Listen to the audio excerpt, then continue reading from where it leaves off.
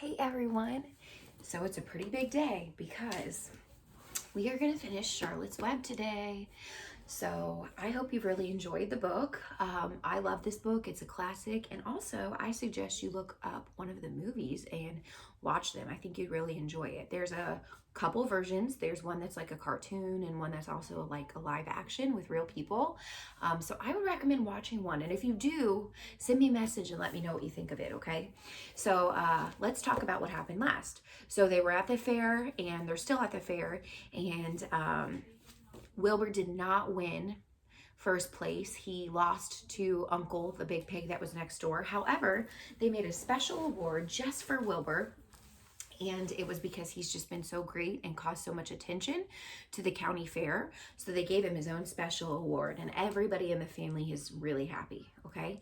So I want you to predict right now, how do you think the story is going to end? What's going to happen with Charlotte, with Wilbur, and all the other animals? I want you to think about it, okay?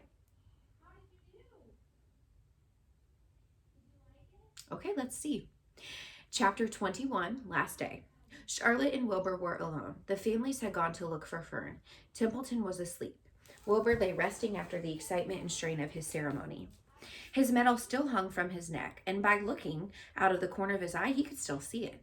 Charlotte, said Wilbur after a while, why are you so quiet? Well, I like to sit still.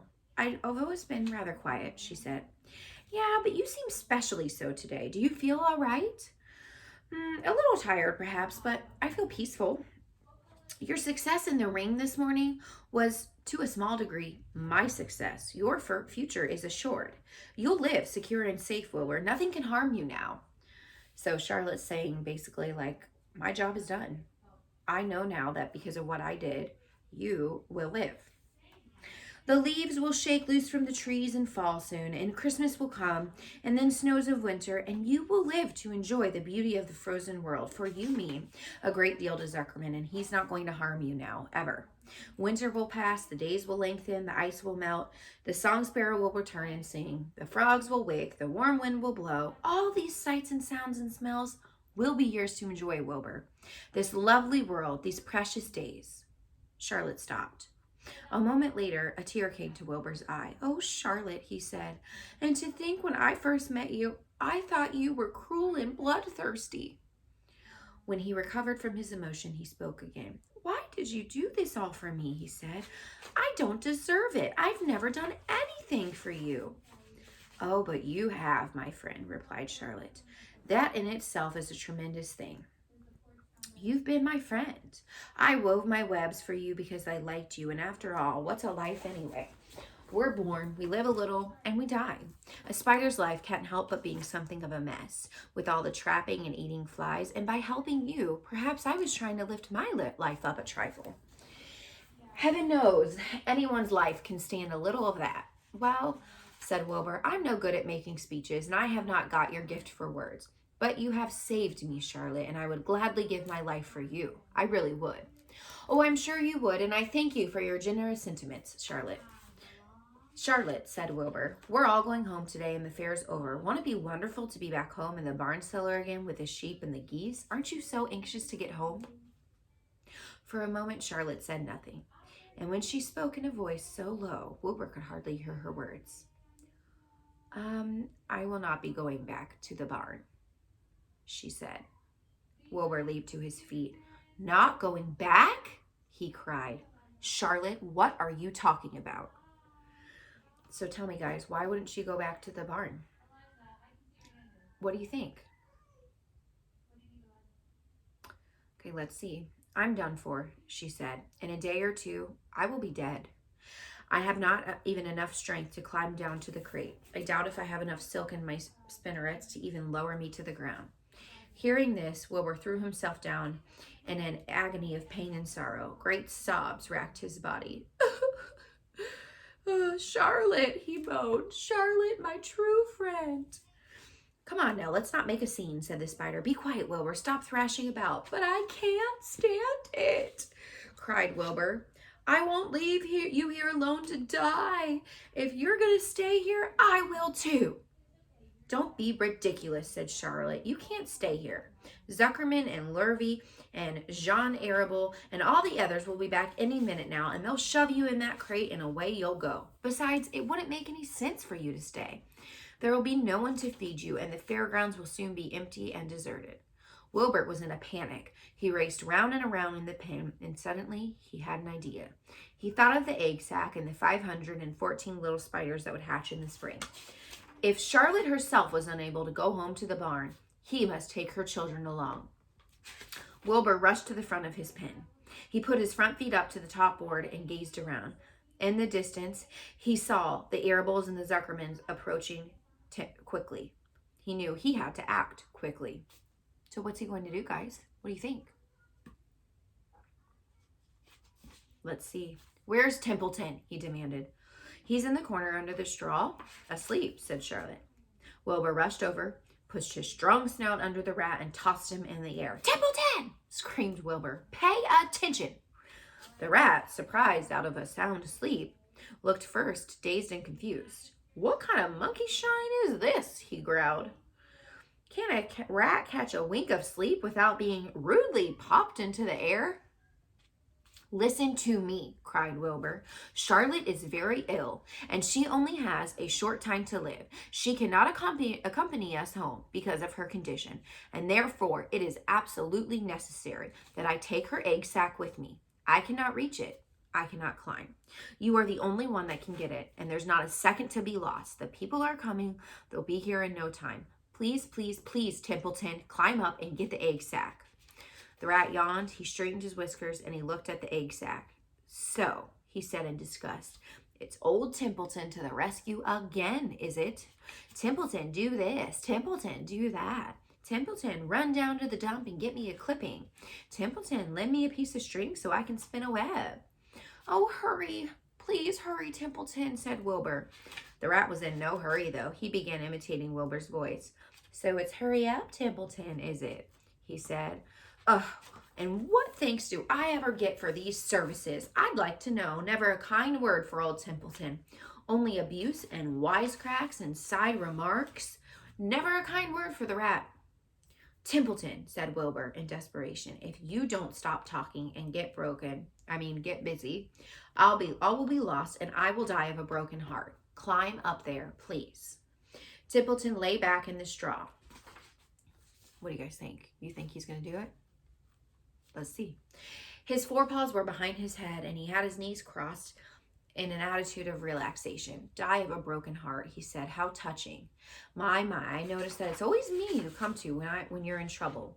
But I never have heard of anyone's heart breaking on my account. Oh no, who cares about anything with old Templeton? Get up, screamed Wilbur. Stop acting like a spoiled child. Templeton grinned and laid still. Who made trip after trip to the dump? He said. Why, it was old Templeton. And who saved Charlotte's life by scaring that Arable boy away with a rotten goose egg? Oh, bless my soul, I believe it was old Templeton. And who bit your tail and got you back on your feet this morning after you fainted in front of the crowd? Old Templeton again. And has it ever occurred to you that I'm sick of running errands and doing favors? And what do you think I am anyways? A rat of all work? Wilbur was desperate. The people were coming and the rat was failing him. Suddenly, he remembered Templeton's fondness for food. Templeton, he said, I will make you a solemn promise. Get Charlotte's egg sack for me, and from now on, I'll let you eat first when Lurvy slops food for me. I'll let you have your choice of everything in the trough, and I won't touch a thing until you're done. The rat sat up. You mean it? He said. I promise. Cross my heart. All right, it's a deal, said the rat. He walked to the wall and started to climb.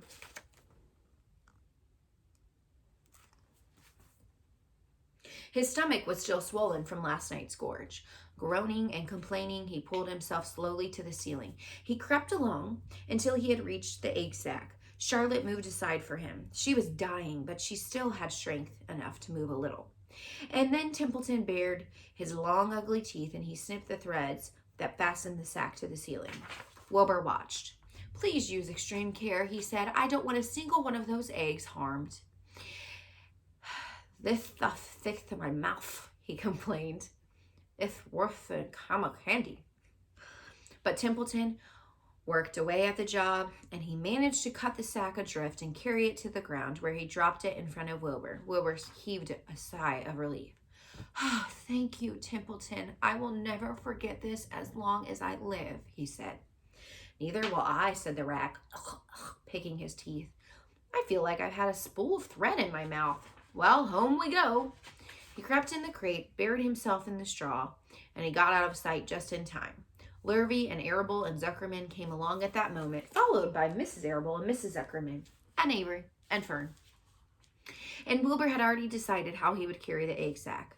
There was only one way possible. He took the little bundle in his mouth and he held it there, on the top of his tongue. He remembered what Charlotte had told him, that the sack was waterproof and it was strong. It felt really funny on his tongue and it made him drool a little bit. And of course he couldn't say anything. But as he was being shoved in the crate, he looked up at Charlotte and he gave her a wink. So she knew that was his way of saying goodbye, and the only way he could. She knew her children were safe with him. How does that make you guys feel? This chapter is always the saddest for Miss B. I feel so bad watching Wilbur leave Charlotte, but I think what he's doing is really honorable, right? A very loyal friend. Goodbye, she whispered, and then she summoned all her strength and waved one of her front legs at him. Charlotte never moved again. The next day, as the Ferris wheel was being taken apart and the racehorses were being loaded into vans and the entertainers were packing up their belongings, Charlotte died. The fairgrounds were empty and deserted soon. The sheds and buildings were forlorn.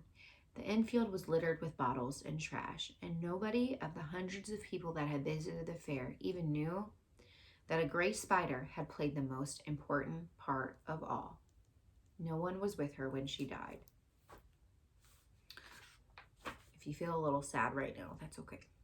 All right, guys, here we go. It is the last chapter in Charlotte's Web. Let's do a silent cheer for that. Chapter 22, A Warm Wind. And so Wilbur came home to his beloved manure pile in the barn cellar, and it was a strange homecoming. Around his neck, he wore a medal of honor. In his mouth, he held a sack of spider's eggs. There's no place like home, Wilbur thought, as he placed Charlotte's 514 unborn children carefully in a safe corner. The barn smelled so good. And his friends and the sheep and the geese, they were also glad to see him back. The geese gave him a noisy welcome. Congratulations, they cried. Nice work. Mr. Zuckerman took the medal and he hung it on a nail over the pig pen where visitors would be able to examine it. Wilbur himself could look at it whenever he wanted. In the days that followed, he was so very happy. He grew to a great size, and he no longer worried about being killed, for he knew that Mr. Zuckerman would keep him as long as he lived. Wilbur often thought of Charlotte. A few strands of her old web still hung in the doorway, and every day Wilbur would stand and look at the torn, empty web, and a lump would come to his throat. No one had ever had such a friend, so affectionate, so loyal, and so skillful. The autumn days grew shorter. Lurvy brought the squash and pumpkins in from the garden and piled them on the barn floor where they could not get nipped on frosty nights. The maple trees and birches turned bright colors, and the wind shook them and dropped their leaves one by one on the ground. Under the wild apple trees in the pasture, the red little apples lay thick on the ground, and sheep gnawed them, and the geese gnawed them, and the foxes came in at night and sniffed them. And one evening, just before Christmas, snow began to fall. It covered house and barns and fields and woods. Wilbur had never seen snow before. And when morning came, he went out and plowed the drifts in the yard for the fun of it. Fern and Avery arrived, dragging a sled. They coasted down the lane and out into the frozen pond in the pasture. Coasting is the most fun thing there is, said Avery. The most fun there is, said Fern, is when the Ferris wheel stops and Henry and I are in the top car and Henry makes the car swing and we can see everything for miles and miles. Goodness, are you still thinking about that old Ferris wheel? Said Avery in disgust. That fair was weeks and weeks ago. Oh, I think about it all the time, said Fern, picking snow from her ear. After Christmas, the thermometer dropped down 10 below zero. Cold settled the world, and the pasture was bleak and frozen. The cows stayed in the barn all the time now, except on Sunday mornings when they went out and stood in the yard in the straw pile.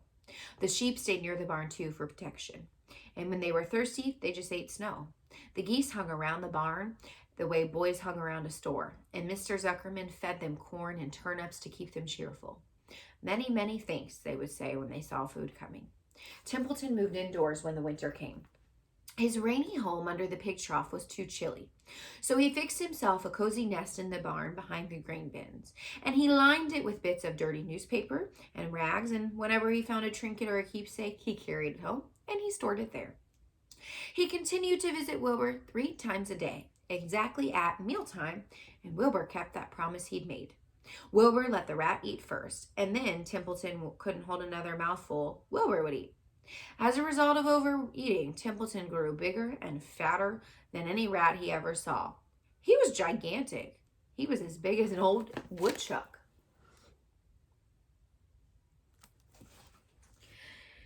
Who wants to live forever, sneered the rat. I'm naturally a heavy eater, and I get untold satisfaction from the pleasures of this feast. He patted his stomach, grinned at the sheep, and crept upstairs to lay down. All winter, Wilbur watched over Charlotte's egg sack as though he were guarding his own children. He'd scooped out a special place in the manure for the sack, next to the board fence, and on very cold nights he lay so that his breath would warm it. For Wilbur, nothing in life was so important as this small, round object. Nothing else mattered. So explain to me what kind of friend Wilbur is. And just more than good. He is a good friend, but think about what he's doing. He's protecting these eggs for Charlotte, who's no longer there. I would describe him as a protective friend, a loyal friend, a friend that goes above and beyond. Patiently, he waited the winter to be over and the coming of these little spiders. Life is always a rich and steady time when you're just waiting for something to happen or hatch. The winter ended at last. I heard frogs today, said an old sheep one evening. Listen, you can hear them now. Wilbur stood and cocked his ear, and from the pond in a shrill chorus came the voice of hundreds of frogs. Springtime, said the old sheep. Another spring. As she walked away, Wilbur saw a new lamb following her. It was only a few hours old.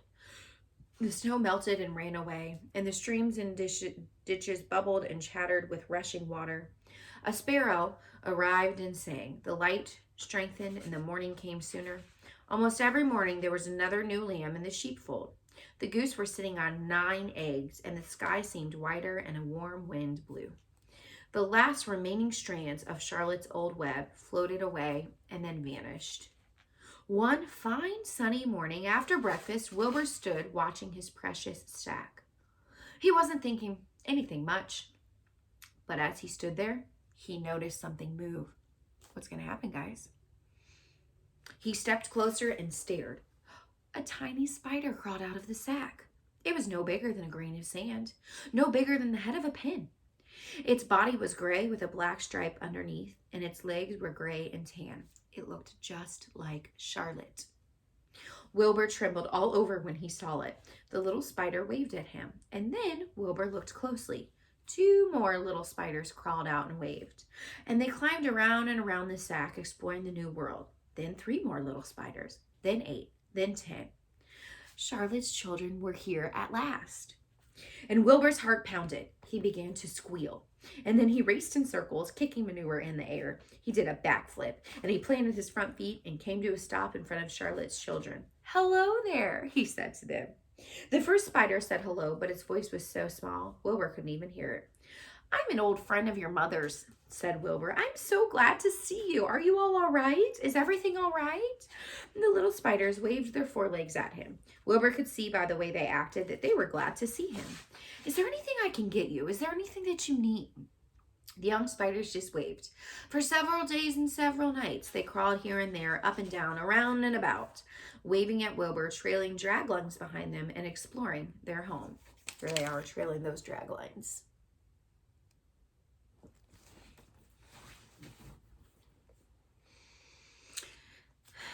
Wilbur couldn't count them, but he knew he had many friends. They grew quite rapidly, which means quickly, Soon each one was as big as a BB shot, and they made tiny webs near their sack. And then came a quiet morning when Mr. Zuckerman opened a door on the north side. A warm draft of rising air blew softly through the cellar. The air smelled of damp earth in spruce woods, of sweet springtime. The baby spiders felt the warm updraft. One spider climbed to the top of the fence, and then it did something that became a really big surprise to Wilbur. It stood on its head, pointed its spinnerets in the air, and let loose a fine cloud of silk. The silk formed a balloon, and as Wilbur watched, the spider let go of the fence and rose into the air. "Goodbye," it said as it sailed through the doorway. "Wait a minute," screamed Wilbur. "Where do you think you're going?" But the spider was already out of sight. Then another baby spider crawled to the top of the fence, stood on its head, made a balloon, and sailed away. And then another, and another. And the air was soon filled with tiny balloons, each one carrying a spider. Wilbur was frantic. Charlotte's web were disappearing. "Come back, children," he yelled. "Oh, goodbye," they called. "Goodbye." At last, one spider took time to stop and talk to Wilbur before making its balloon. "We're leaving here on the warm updraft. This is our moment for setting forth. We are aeronauts, and we are going into the world to make our own webs for ourselves." "Oh, but where?" said Wilbur. "Wherever the wind takes us, high, low, near, far, east, west, south, north. We take the breeze. We go as we please." "Are all of you going?" said Wilbur. "You cannot all go. I'll be left alone with no friends. Your mother wouldn't want that to happen, I'm sure of it." The air was now so full of balloonists that the barn cellar looked as though a mist had gathered. Balloons by the dozen were rising, circling, flying away through the door, sailing onto the gentle wind, and cries of "Goodbye, goodbye, goodbye" came weakly to Wilbur's ears. He could not bear to watch it any more. In sorrow, which is like sadness, he sank to the ground and closed his eyes. It just seemed like the end of the world to be deserted by all of Charlotte's children. Wilbur cried himself to sleep. When he woke, it was late afternoon. He looked at the egg sack. It was empty. He looked in the air. The balloonists were all gone. He walked drearily to the doorway where Charlotte's web used to be. He was standing there thinking of her when he heard a small voice. "Salutations, I'm up here," it said. "So am I," said another voice. "Me too," said another. "Three of us are staying. We like this place and we like you." Wilbur looked up. And at the top of the doorway, 3 small webs were being constructed. On each web, working busily, was one of Charlotte's daughters. "Can I take this to mean," said Wilbur, "that you've definitely decided to live in the barn cellar and that I'm going to have not 1, not 2, but 3 friends here?" "Yes, indeed," said the spiders. "What are your names, please?" asked Wilbur, trembling with joy. "I'll tell you my name," said the first spider, "if you tell me why you're trembling." "Oh, I'm trembling with joy," said Wilbur. "Then my name is Joy," said the first spider. "What's my mother's middle initial?" asked the second spider. "A," said Wilbur. "Then my name is Arania," said the spider. "How about me?" said the third spider. "Will you just pick out a nice, sensible name for me? Something not too long and not too fancy." "What about Nellie?" said Wilbur. "Oh, fine, I like that very much," said the third spider. "Then you may call me Nellie." And she daintily fastened her orb line to the next spoke of the web. Wilbur's heart was brimming with happiness. He felt that he should make a short speech on this occasion. "Joy, Arania, and Nellie," he began, "welcome to the barn cellar. You have chosen a hollow doorway from which to string your web. I think it's fair to tell you I was devoted to your mother. I owe my very life to her. She was brilliant, beautiful, loyal, to no end, and I shall always treasure her memory. To you, your daughters, I pledge friendship forever and ever." "Oh, I pledge mine," said Joy. "Me too," said Arina. "And me too," said Nellie, who managed to catch a small gnat. It was a happy day for Wilbur, and many more tranquil days followed. As time went on, and months and years came and went, he was never without friends. Fern did not come regularly to the barn anymore. She was growing up and was careful to avoid childish things, like sitting on a milk stool near a pig pen. But Charlotte's children and grandchildren and great-grandchildren, year after year lived in the doorway. And each spring there were new little spiders hatching out to take place of old. Most of them sailed away on their balloons, but always 2 or 3 stayed and set up housekeeping in the doorway. Mr. Zuckerman took fine care of Wilbur all the rest of his days, and the pig was often visited by friends and admirers, for nobody ever forgot the year of the miracle of the web. Life in the barn was very good. Night and day, winter and summer, spring and fall, dull days, bright days. It was the best place to be, thought Wilbur. And the warm, delicious cellar with the geese and the changing seasons and the heat of the sun, the passage of swallows, the nearness of rats, the sameness of sheep, the love of spiders, the smell of manure. He loved the glory of everything. Wilbur never forgot Charlotte. Although he loved her children and her grandchildren dearly, none of the new spiders ever quite took her place in his heart. She was in a class by herself, and it is not often that someone comes along who is a true friend and a good writer. Charlotte was both. All right, guys, let's say the last 2 words together. Do you see them? The end. That's it, guys. We finished Charlotte's Web. I love this book, and I hope that you enjoyed it.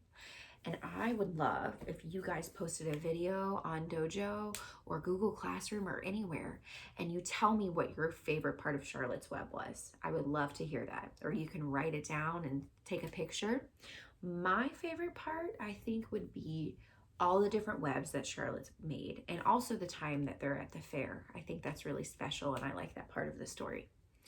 And I love how Charlotte was a really good friend, too. I think she taught Wilbur a lot about life. Anyways, I really hope you guys enjoyed Charlotte's Web. And with that, I think you're done with reading for a little bit, for the rest of the school year, unless you keep reading on your own, which I would love to hear. But I'm really proud of you guys. Great job.